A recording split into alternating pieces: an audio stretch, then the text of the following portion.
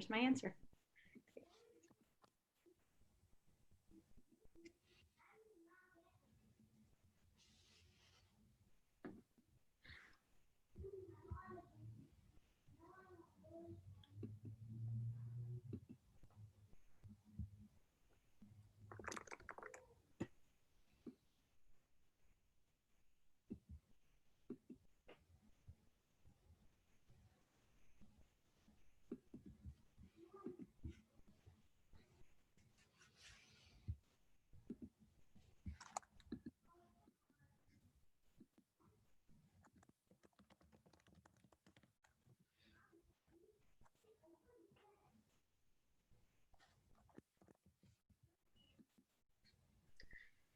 Thank you for attending today's New York City Department of Education Beyond Access Forum.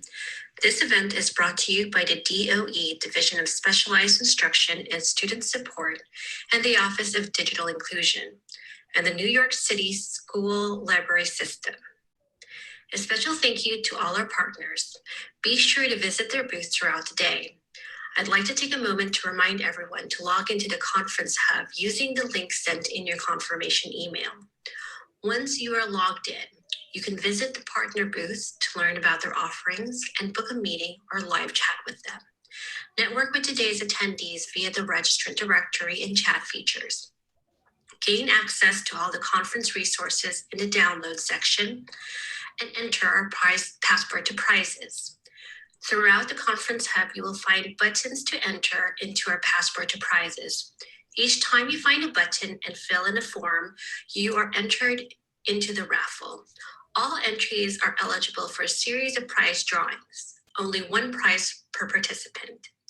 We will announce winners via email at the end of the conference. Before we begin, I'd like to cover a few housekeeping items. If you have any questions for the presenters during the session, please submit them through the Zoom chat feature. You have the option to turn on closed captioning by clicking Show Subtitle within your Zoom console. Be sure to use the conference hashtag NYC Schools Inclusion in your social media posts. And for CTLE credit, I will drop in the URL in the chat box. Please join me in welcoming our speakers.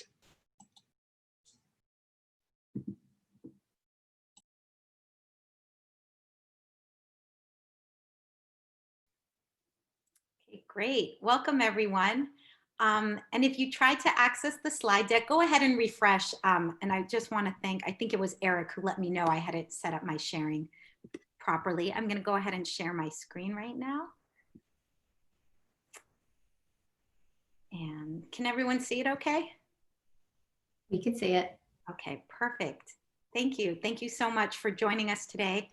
We're going to be talking about some quick activities. Sorry, let me jump in. Jackie, do you want to introduce yourself? Sure. Hey, everybody. I am Jackie Patanio. I'm an EdTech instructional lead in District 31, Staten Island. I have the pleasure of working with Tali and the team on all things digital citizenship, digital literacy and citizenship. And I'm super excited to be here today sharing with all of you wonderful educators. Great. Thanks, Jackie. And my name's Tali. I'm the Education Director at Common Sense. And I'm delighted to be here as well. And just for those of you who may not know, Common Sense is a nonprofit organization. We have a longstanding partnership with the New York City Department of Education going back about 10 years. And we do three main things. We rate and review all forms of media from a child development perspective and offer extensive parent and caregiver advice around finding best of lists for TV, movies, websites, everything. And then we have Common Sense Education, where I live and where we'll be focusing today. And then we have Common Sense Kids Action, where we advocate around issues related to kids' privacy and closing the digital divide. So with that, I'm gonna invite you to get comfortable. I know we'll be in presentation mode most of the time, but you can feel free to turn your camera on if you'd like to, or keep it off, whatever works best for you. Can mute if there's any background. You might prefer, I also want to make sure that everybody has that tiny URL. I can't see anything right now. So Jackie, if you don't mind re-putting in that link. I 100% will do that. Yep. And if you go to that first slide too, you'll see a link to register at Common Sense Education. So you can access everything is completely free. We just ask you to register. So feel free to have notes, or you can make a copy of the presentation and take notes directly on it. We'll be referring to the slides throughout. And we'd love for this to be as interactive as possible. So please type in questions. If you want to use your voice, you can even say, hey, I'm going to use my voice, and just jump in too. So with that, we'd love to know who is here in the room. So I think Jackie's going to kick that off. You can go ahead and indicate who's in the room. Yep, just head on over to polev.com/Jackie Patanio and start popping in who you are and what you teach. Tali, you're just going to click on that link at the bottom for the live results, and we'll see who is here. Except those cookies. Accepted.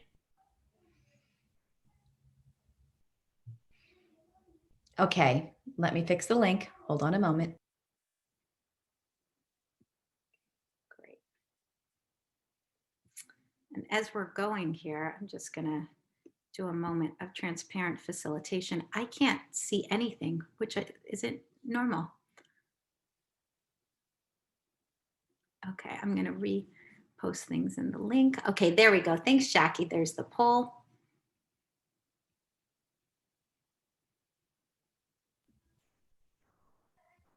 Yeah, I dropped it in. It's the polev.com, POLEV.com/Jackie Patanio.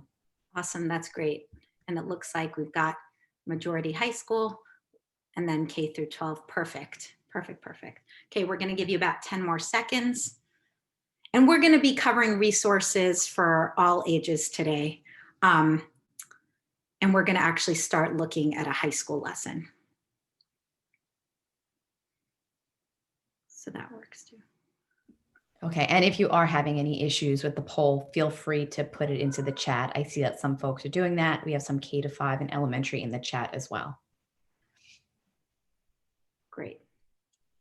Okay. Thank you. Yep, and I see folks putting in the chat. Okay, excellent. Wonderful. So that's really helpful. And I'm going to take us back to the presentation for a moment. And we're gonna be talking today about news and media literacy resources. You know, of course, today is election day. If you are feeling anything like me, you are feeling crazy anxious at this moment.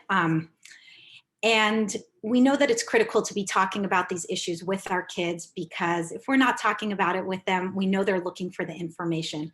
But we also know that a lot of educators say that it's hard to talk about events and politics in their school. And for many different reasons. So this is from a poll that Common Sense had on our site, and it's actually constantly being updated with educators sharing. So here's some of the reasons why: you know, lack of student background knowledge, polarized political climate, lack of engaging resources. And I think particularly when I think about the first two, that resonates for me personally as an adult living in this world, and why having political conversations are hard with family and friends as well.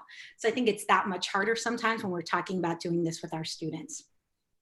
I think we had another poll that maybe I clicked over. Here it is. Let's do this poll right now. Are you finding it challenging to discuss current events in your classroom? And what we'd like is for you to both respond in the poll, and then if you don't mind putting in the chat why you gave the answer you gave.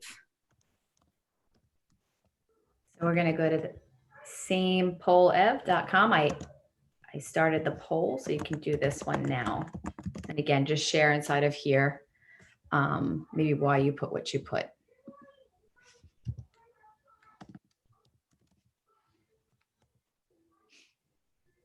Perfect. Now leave.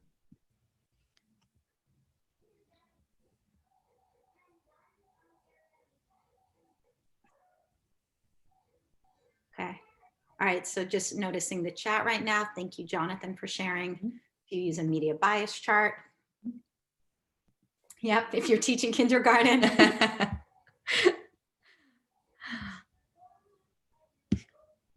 Go ahead. I think it might be Jackie. I think yeah, that's my fault. So again, full transparency. I clearly dropped the wrong link in for Tali to click, so I sabotaged this. But I can see the poll, and I can tell you that 54% say it's moderately challenging. And the next one is 23% said it's somewhat challenging, but not too bad. So we have most people falling in the middle as to it's moderately challenging. Okay, that's great.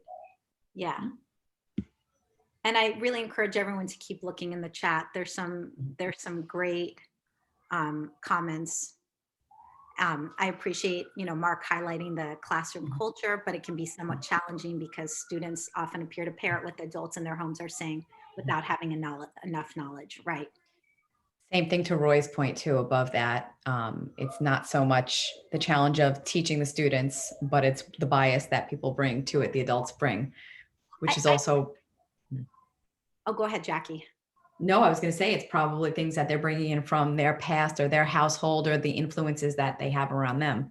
Right, right. It's interesting. The resources I'm going to be sharing with you today, some of them have been developed by my colleague, Jeff Knutson, who actually did a PD for library services a couple weeks ago. And he's a former high school teacher. And he says that he actually openly shares with his students that he is very politically engaged and that he has strong political beliefs, but also highlights that his goal is not to give students his views, but to just encourage them to get as much education and information and become politically engaged. So he doesn't shy away from talking about himself as a political being, which I think is interesting, and I would say very different than the way I was taught when I was in teacher education school. So really, as we think about kind of the current context and what's going to be happening probably for the next several weeks and maybe months, how do we really help our students navigate the digital world, and particularly today thinking about the news and media literacy world? And so we're going to focus on three things for, I think we have about 30 more minutes together. And the first thing is we're going to talk about this overall digital citizenship framework and our thinking routines and dispositions that are really designed to help students think critically and set up these protocols to basically, I would say, alleviate sharing bias as much as possible. And then we're going to focus specifically on quick activities. So quick activities are activities adjusted from our regular lessons, which are about 45 minutes in length. And the quick activities are all video and discussion based and are 15 minutes. So we're going to focus on those quick activities. And then lastly, we're going to start to plan where we can integrate these digital citizenship lessons and activities. Okay, so everything that I'm sharing with you today, that we're sharing with you today, is completely free. It comes from our full K through 12th grade digital citizenship curriculum. And these are all the different topic areas. And again, you have access to this presentation. I just want to click on this link so that you can see what this looks like. Here's the topics and here's the curriculum. And for you to see as we jump into these resources, we do have a full scope and sequence, K through 12. Starting in second grade, we have 6 lessons per grade level, but you could also always click on any of these topic areas and see the lessons just related to that. So we're going to actually start by looking at a high school lesson. So I clicked on that news and media literacy, and I'm actually going to go ahead and filter by 9th, 10th, and 11th and 12th grades and apply it. And then the lesson that I'm going to be looking at is going to pop up.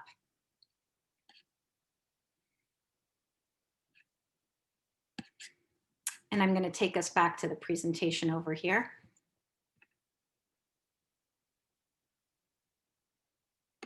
Whoops. Sorry, everyone, here we go. And the other piece before we jump into looking at the lessons is that all of these lessons were heavily research-based with the Harvard School of Education, and it really has a strong social emotional learning foundation. We invite students to first think about themselves and everything they're doing online as it relates to themselves, then thinking about friends and family, and then of course the larger community and ultimately the world.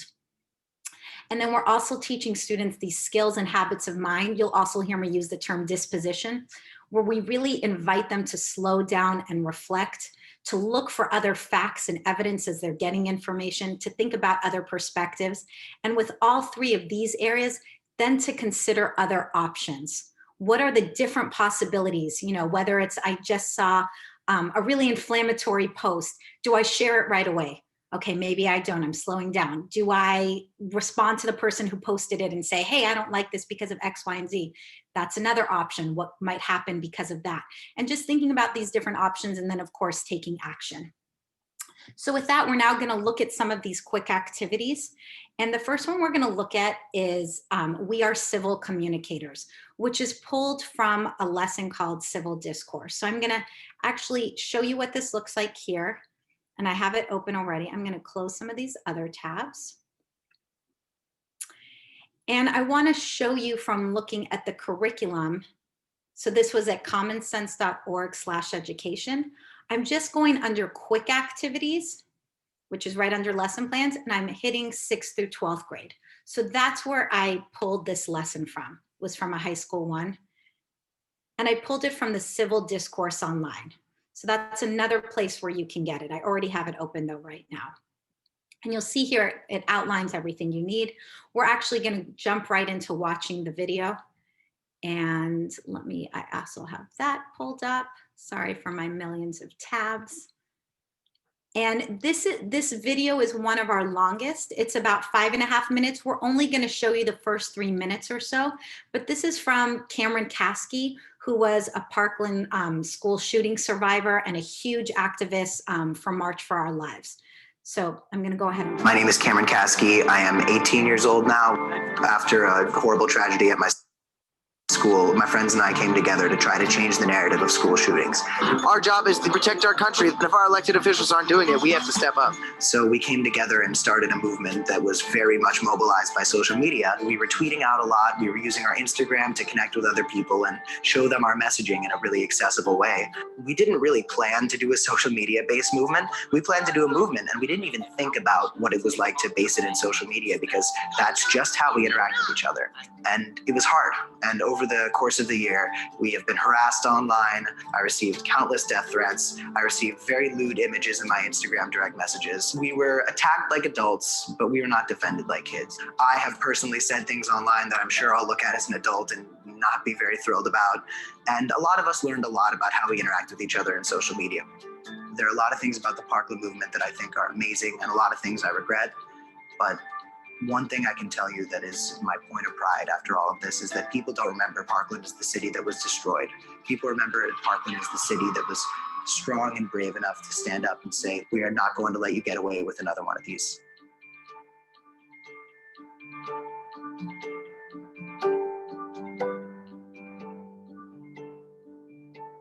The one lesson I wish I had learned before all of this started was that the internet, while it's not real life, is becoming a part of it. It's all about remembering that the social media exists to supplement personal connections and not replace them. Behind every single account on Twitter, unless they're a bot, there's a human being typing. And that person might not realize just who they're interacting with. So you feel like it doesn't mean anything, and you feel like the people who see your comments aren't affected by it. We are now a part of this large ocean of connection, and it's now our job to be responsible. We need to hold ourselves accountable so somebody else doesn't do it for us.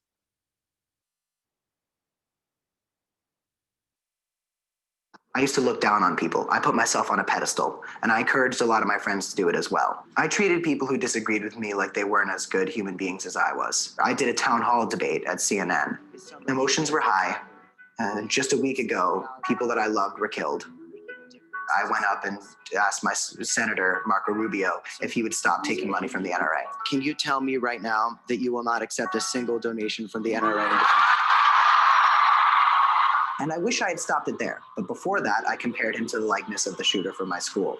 I became part of the problem because I went up there on that debate to make another human being look bad as a human being and not as a politician, because I wanted to go up there and embarrass him. I wanted to ruin his career. I did not do that to benefit the conversation. I did not do that to benefit our discourse as human beings. I did that to make another person look bad. Okay. So that's the video. There's a couple more minutes where he reflects more about that situation and how he interacted with Marco Rubio, and really emphasizing again what civil discourse can look like. So I wanted to share that to give you an idea. And now we're going to actually do the activity that goes along with this quick activity. the activity that goes along with it, right? All right, let me get out of this. Here we go. So here are the 2 questions that we ask students to think about. What are some of the big takeaways from Cameron Caskey's story? And then now, as educators, I'm asking you, what would you want your students to take away from this activity? So Jackie created this great Jamboard. If you haven't used it before, it's an add-on to Google Classroom or Google, and it's free. And you click on it. I'm going to open it up and you can click on it, and we can put the link directly in the chat as well. And then you see in front of you, you have both of these panels. We'd like you to comment on both of these. And the way you can do it is just double click anywhere on the screen and you can start writing. So just to Tali's point, what she shared with everyone was the quick activity, and all we did was lift from the activity and put it onto a Jamboard to have it become this more interactive piece versus whatever Common Sense had put forth. But the idea is that the quick activities give you the foundational piece, and we just revamped it or put it into a different method to be able to share out with students and kind of encourage more of a collaborative feel. So that's one of the nice things about using the quick activities. And I dropped the Jamboard into the chat as well. Great, and I'm going to keep this up. I'm going to give us about 2 minutes to work on this right now.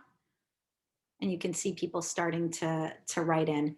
And Jackie, it should show up right away, right? Or do I need to refresh my screen? Nope. Oh, there we go. So what everybody will do is once you put your sticky down, we're going to respect each other's space, and we're going to kind of drag our stickies around. We can make them larger or smaller. When we click on it, you'll see at the little kind of manipulation tools come up, the circles, and you can make them smaller so that everybody can fit into one space.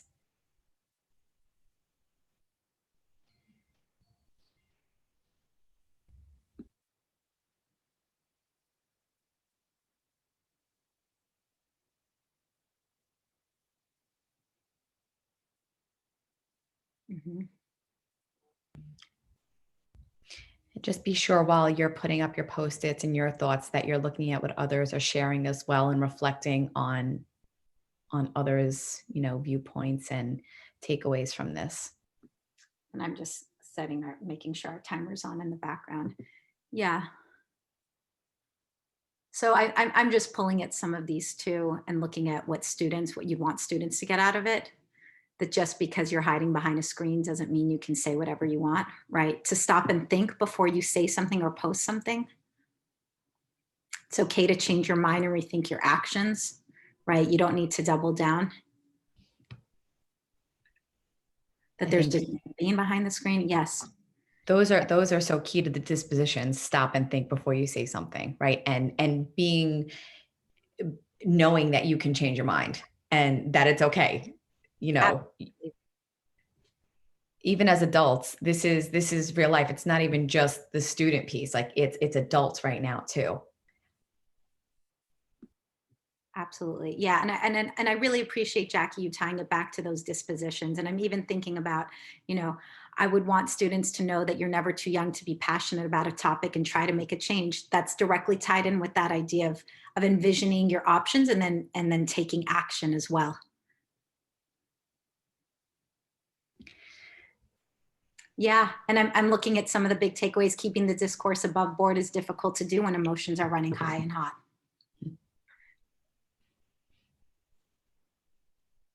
And now, as we're talking about this too, is there a way, Jackie, on Jamboard, can you like comments or respond to people's posts?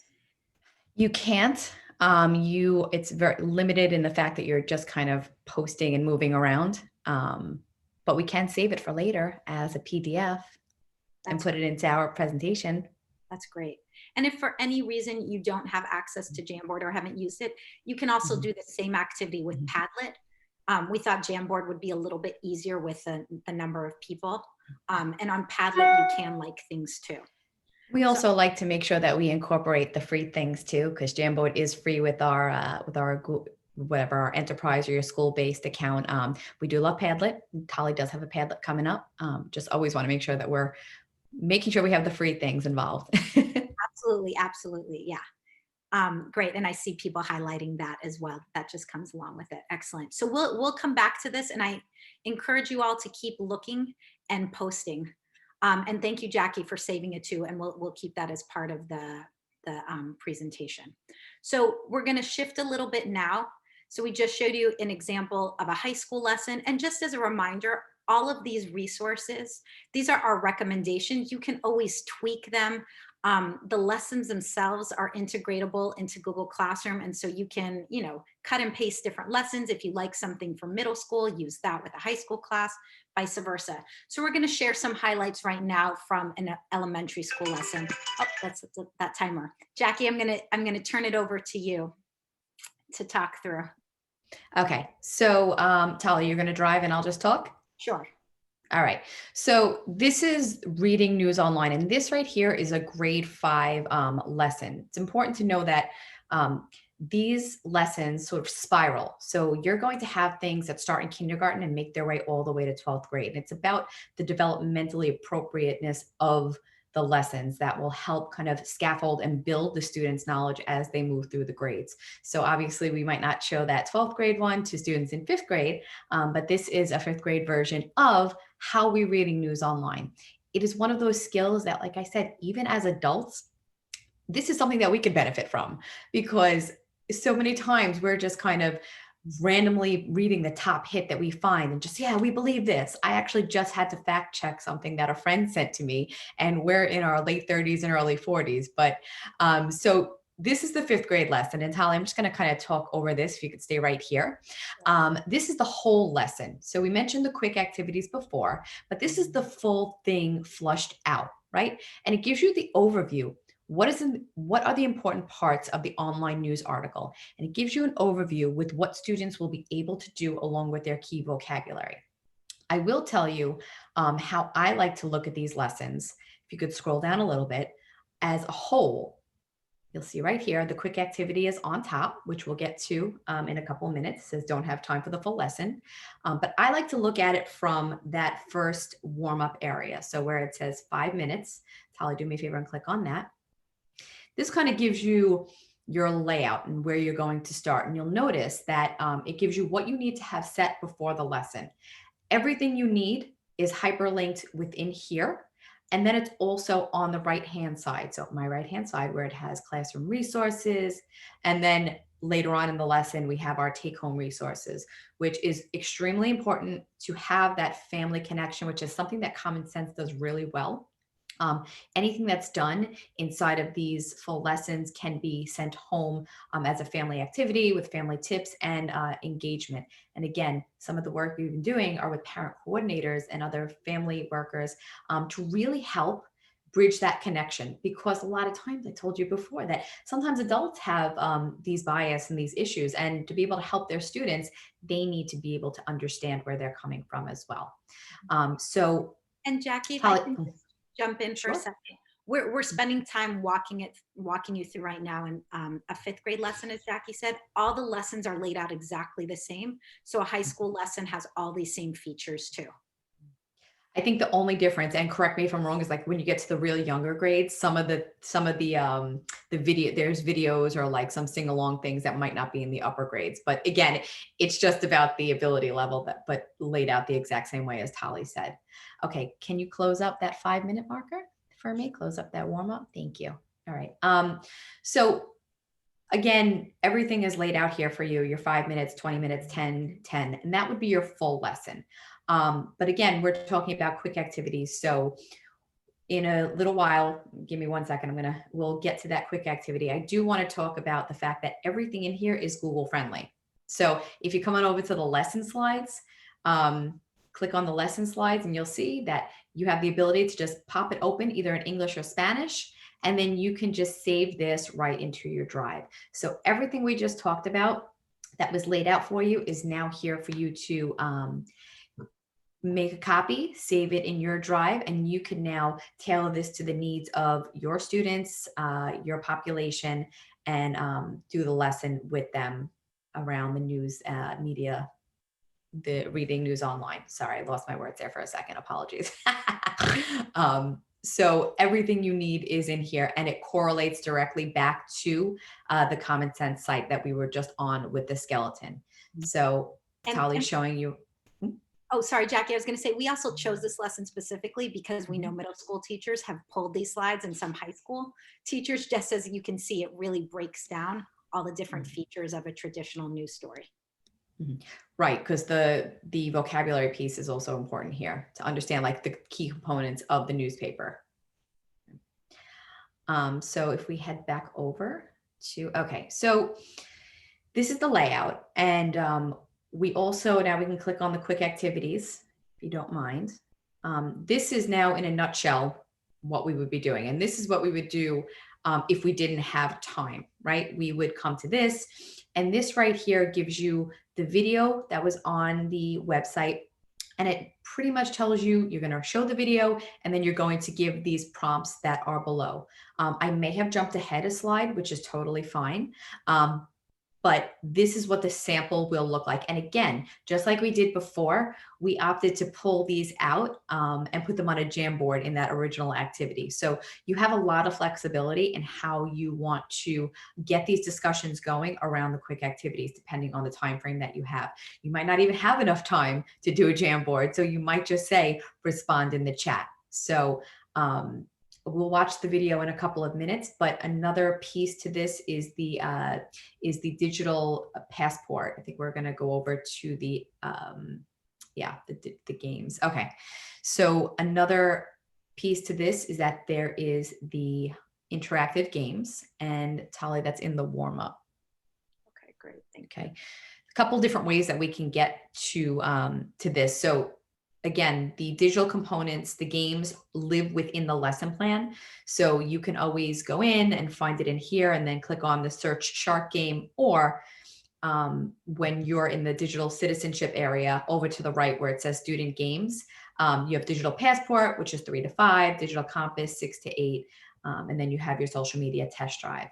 But for us today, we're not going this direction. We're going to go through the 5th grade lesson, and we're going to click on the link right from there, which is the search shark. And I believe Tali already has that queued up in the background. And I think we're not going to go into it too much, but just so you can see that it's interactive games. You know, Welcome to Digital Passport. Ready to get started with Digital Passport? First, create a username. Your username should be all one word. You can use up to 12 characters. Please make it memorable, but do not use your real name. And you can, as you can hear, you've got the, you can hear someone speaking to you. You can also turn that off depending on the reading level of your students. You also have the option to play this in English or Spanish.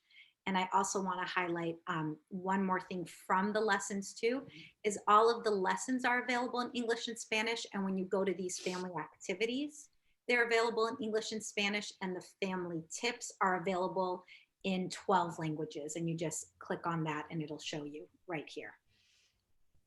So I think we won't play the game, Jackie. Okay. Just giving people an idea. And I'm going to actually go ahead and pop this link into the chat too. And what's nice about this is that it doesn't collect any information from the students. So they're just able to kind of pop on and be able to play the games, whether it's this one or one of the other versions, Talkers, the password one. They're definitely engaging games for them to learn about the different areas of the curriculum. And I see in the chat a question about, will the DOE grant access to use this in order to post in Google Classroom? You're allowed to. We have full access to this. Great. Yeah. And once you're registered on the site, you can access everything and download all of it for free. Can these games be played on a tablet? Yes, these can be played on a tablet. And I would just say with that, I am, if that's okay, Jackie, I am gonna pop into Digital Compass too, to give them an idea, because I know we have upper grade folks as well. Digital Compass is structured like choose your own adventure games, where it's all different characters and you can take different paths and make different choices. And you can see over here with our FAQs, it tells you exactly where you can use it. We used to have this available on these apps. We can't anymore, but desktop and laptops, and all of the, how do I implemented. And we have this the same for digital passport too. We always have the FAQs and social media test drive, which is really designed for middle schoolers and maybe early high school, is practicing how to navigate social media safely and responsibly. Jackie, what are your thoughts on giving people some time to explore right now? So I think that would be a good thing to do. Take a last couple of minutes to kind of play around, look at the quick activity, see if there's something that you can take back maybe tomorrow and try out with your class or share with somebody at your school. Great. And you do have in here all of these slides. So I'm going to go ahead, and you have on your slide too, you can click directly again to access the full curriculum, to look, or you can go directly to the quick activities. I really like the way Jackie highlighted it, looking at the actual lessons first and then seeing which ones have a quick activity, which is pretty much everything that has a video. I just want to jump in really quick and say that yes, Common Sense is fully free. There's the education component, which we recommend that you do, but there's also that parent family component too that is also fully free for families. Excellent, thank you. And I appreciate Lisa's point too in the chat about using these lessons every year before students can go online. And I think especially right now with the pandemic and hybrid and fully remote learning, we really need all of that. I'm going to pop back into the link, the full digital citizenship, and actually you can access all of this at commonsense.org/education, and then you're going to go under digital citizenship. Oh, thanks, Jackie. We're double clicking. So we'd love right now to give you a few minutes to explore. And then as Jackie mentioned, we set up a Padlet. The Padlet is also free, but now knowing that everybody has access to the Jamboard, we should just stick with Jamboard moving forward. But here is the Padlet, and it doesn't collect any data, and you just double click anywhere on the page and you can start typing in what resources will you bring back. And we created this too, similar to the Jamboard, so that you have a reference point and we can all learn from each other. So we're going to give you about 5 minutes for this. We are going to come back and close with some other helpful links, so please stay with us. And Jackie and I are going to be monitoring the chat. This is also an opportunity where if you'd like, you can use your voice to ask any questions too. And I've got that countdown timer in the corner if that's helpful for you.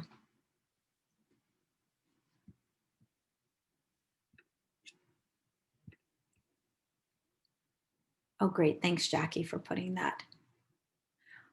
So the quick activities, I'm going to put that in the chat too.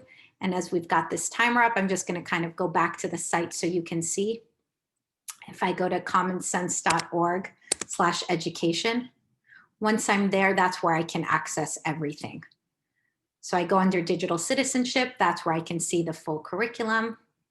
You also will see here that we have our Young Voters Guide to social media and the news. These still have relevant links and resources even after the election, and this is updated constantly. So I'd highly recommend checking this out. And then here you've got your quick activities as well. So I'm going to go ahead and put the quick activities link in for middle and high school, and then I'll do it for elementary school too. I threw in the elementary. Oh, you did? Oh, just now. I love it.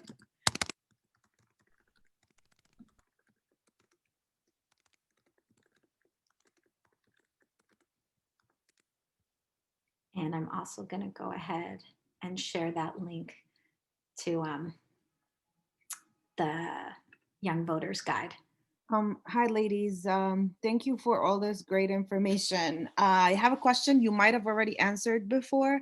So is Common Sense linked to Google Classroom? It's not linked to Google. Oh, go ahead, Jackie. You explain. You can share anything on there to your Google Classroom. There's actually, I believe the Google Share a Classroom button is available on there for certain things. Otherwise, you can just, your slides, you can just push them into your classroom as is. I see. Okay, thank you.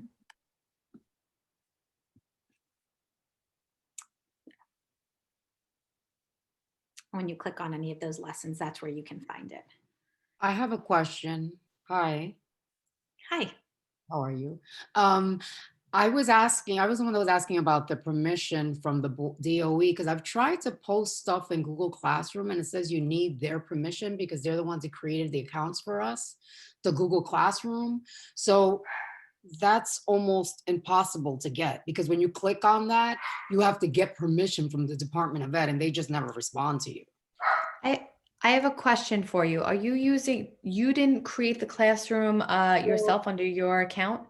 Well, we never used Google Classroom in my building. So when we went into COVID back in March, the DOE created a Google Classroom for us. So they're the administrators of our Google Classroom.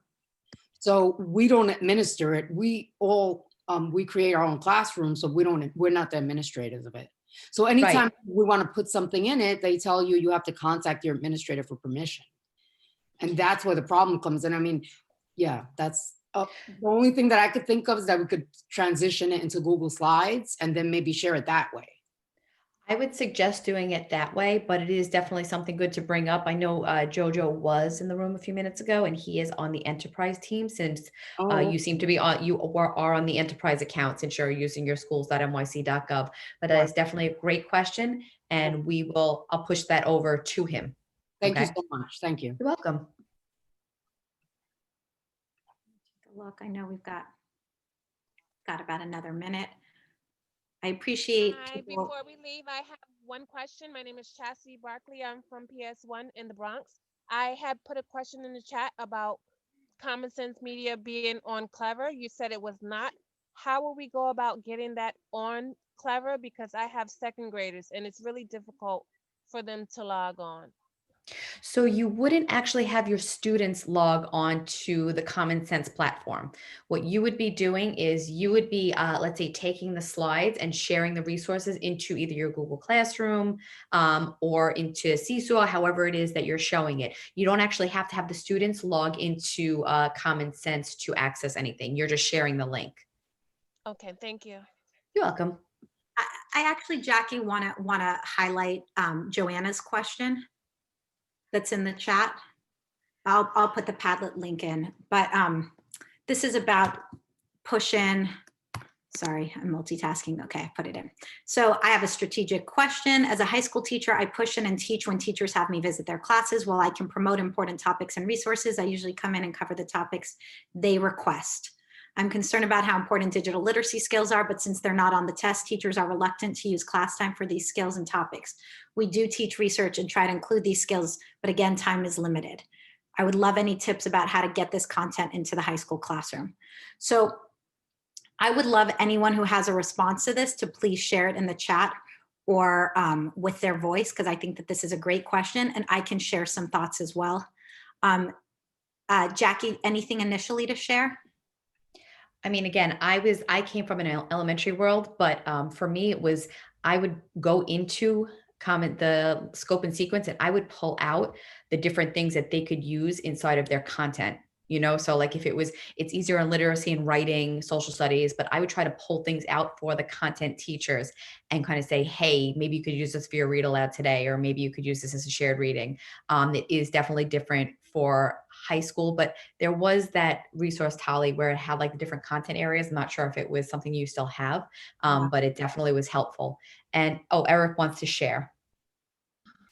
So I'm in a middle school, and one of the things we did, I put it on the Padlet, is we had like a boot camp for the first 2 weeks when the kids were remote, and our principal had us do like a daily citizenship activity, just to get the kids accustomed to being online and being good digital citizens online. Now that we're into the school year, we're rolling it into our technology classes and our social studies classes, because that's how we kind of thought it would work best. But really just sneak it wherever you can. Like, you know, if you need reading material, pull from Common Sense as the reading material in the younger grades. Just like, this is one of those things where if administrators are fighting you on it, they probably shouldn't be administrators. I think, thanks Eric, for sharing and for posting. And we're gonna wrap up in a minute. But I did wanna say just Joanna, I also wanted to highlight that everything is aligned to multiple sets of standards, which you can see under every lesson. I also appreciate Jackie's suggestion to go through the lessons. And as you can see, I filtered it by 9th, 10th, 11th, and 12th grades. So you can see all the lessons together, because a lot of them are covering topics that do relate back to key standards, like challenging confirmation bias, for example. And the other point there, I understand we're all limited on time. For me, when I was teaching, it was either pay now or pay later. To Eric's point with kind of that boot camp, I'm sure teachers are spending a lot of time dealing with challenges related to digital media use. And so this is a way to be really proactive about it. I also invite you, I would love to keep this conversation, and I know we're cutting it close. I'm going to go ahead and put my email in the chat too. I would love to continue this conversation. In our last minute, 2 things I wanted to share. It sounds like a lot of you are teaching the lessons, and I would love for you to apply for our recognition program, which we designed specifically to recognize and acknowledge educators and schools for teaching digital citizenship and being proactive. So I'm going to put that link in the chat as well. And it's pretty simple. You already came to a PD today, so you did the learn part of it. And then the do is teaching 3 lessons to all of your grade levels, and then a reflection. So I know we are at 12 o'clock right now, but I'm going to put this in the chat, this link. And I'm also going to ask you to take a moment before you go to your next PD. And if you can fill out a survey for us. Oh, I keep doing this. It just takes me off of the presentation. Sorry, everyone. I need to figure out how to. Okay. I'm going to stop sharing for a second so I can put that link in. If you can go ahead and click on the survey link and take a few minutes, that would be really helpful. It's really helpful for us to get that information about what was helpful, what could have been more helpful at the PD. And I also really want to thank you all for taking the time today. And for, as a former classroom teacher and a DOE parent, thank you so much for your work. It really makes a huge difference. And thank you so much, Jackie, for co-presenting, and for everyone for hosting this. Thanks, everyone. Have a great day. Thanks, Tali.